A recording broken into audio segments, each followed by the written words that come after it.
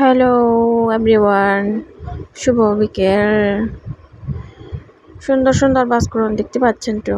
এই যে দেখুন, 1.5 কেজি 100 টাকা, একেবারে টাটকা, বাজার থেকে নিয়ে আসছি। রান্না করার জন্য রেডি করতেছি। প্রথমে আমি সিদ্ধ করব আগুনের চুলায়। বাসকরন যদি আগুনের চুলায় রান্না করা হয় অনেক বেশি নরম হয়, খেতে মজা।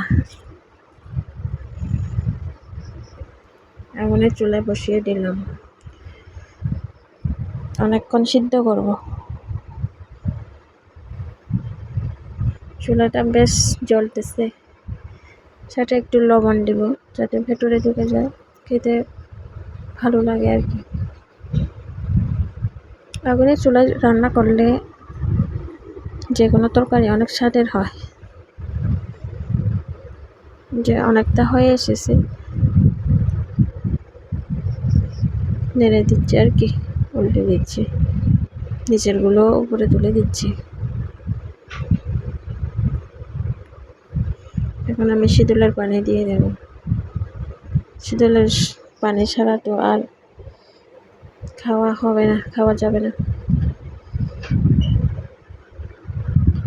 শীতলের পানি পরিমাণ মতো দিয়ে তারপর আবার কিছুক্ষণ রান্না করব।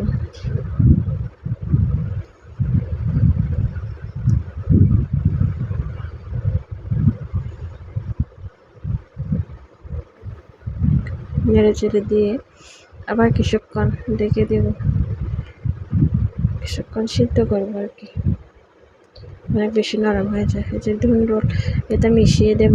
ধুন্দুলটা মিশিয়ে দিলে বাসকরন তরকারিটা খেতে মিষ্টি হবে, অনেক মজা হবে খেতে।